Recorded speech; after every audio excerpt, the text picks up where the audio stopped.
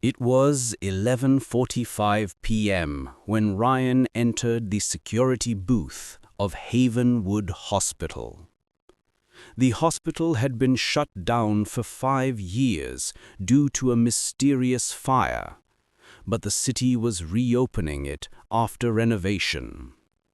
Ryan's job was simple: guard the premises during the night. His partner, old guard Earl, handed him the flashlight. "Stay away from the East Wing," Earl said with a nervous glance. "Why?" Ryan asked. "Because that part of the hospital doesn't like visitors," Earl muttered and left. The corridors were long, echoing every footstep. The smell of antiseptic still hung in the air. Ryan turned on his flashlight and began his patrol. The hospital was silent, too silent. He heard a door creak open down the hallway. He walked toward it, but when he shone the light, the door was closed again.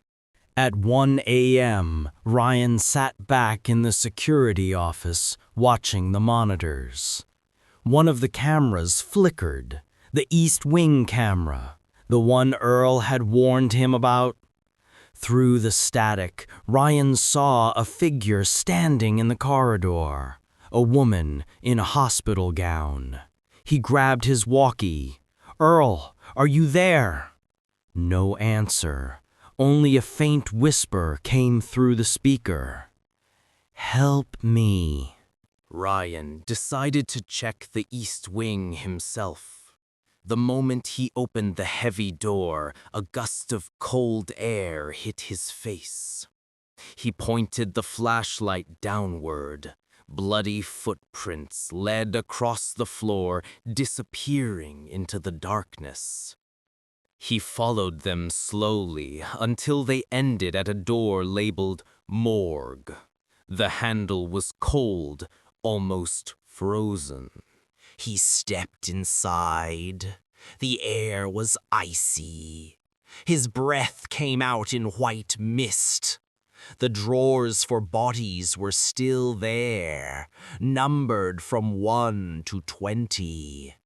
One drawer was slightly open, drawer number 13. He moved closer and pulled it open. It was empty, except for a single human tooth placed on a folded note. The note read, "You shouldn't have come here." Ryan. He froze. The voice was soft, a woman's whisper. He spun around, but there was no one there. His flashlight flickered, then went out completely. The only sound was the slow dripping of water, or blood, from the ceiling. Then he felt a cold hand touch his shoulder. Ryan ran out of the morgue and rushed to the generator room. He started the backup power, and the lights flickered on across the hospital. The security monitors came to life again. On the main screen, the figure appeared once more, this time closer. She was standing right outside the security booth, staring at the camera. Ryan bolted to the security booth and locked the door. He checked the feed again. The figure was gone. But when he looked at the reflection in the window, she was standing behind him. He turned around instantly. Nothing. Only his chair was spinning slowly, as if someone had just been sitting there. The walkie-talkie crackled suddenly. "Ryan, you need to leave. Now." It was Earl's voice. "Earl, where are you?" Ryan asked. There was a long pause. Then Earl whispered, "I'm dead." Ryan. We all are. The walkie dropped from Ryan's hand. Panicking, Ryan ran for the main elevator. The buttons flickered as if pressed by unseen hands. The elevator doors opened, empty inside. He stepped in, pressed the ground floor.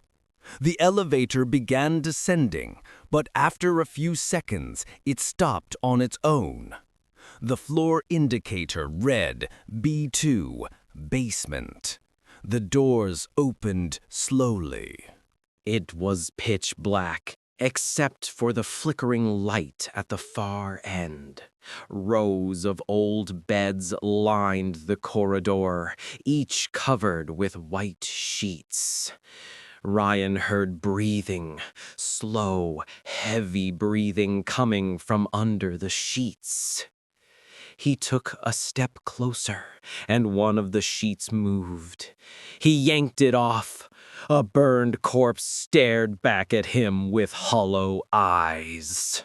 Suddenly, the walls around him began to blacken. The smell of smoke filled the air.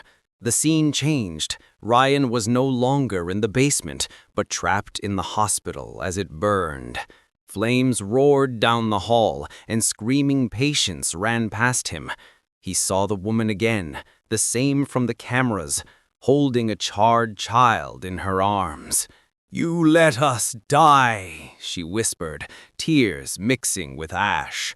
Then the fire swallowed everything.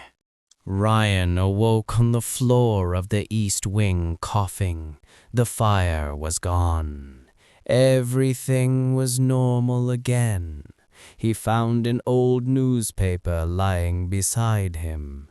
The headline read, "Security Guard Found Dead in Havenwood Hospital Fire, 2018.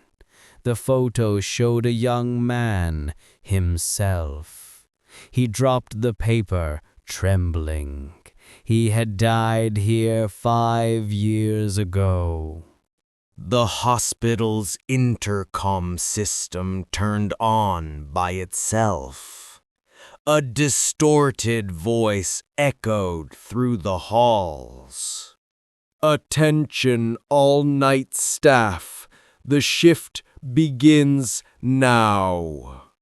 Ryan's reflection in the glass changed. His eyes were black, skin pale. He wasn't guarding the hospital anymore. He was part of it. Next morning, a new security guard arrived. An older man greeted him at the entrance, Ryan, wearing the same uniform, the same badge. "Any advice for me, sir?" the new guard asked. Ryan smiled faintly. "Yeah," he said. "Stay away from the East Wing." And as the night fell again, Havenwood Hospital came back to life with whispers, shadows, and the endless night shift horror stories.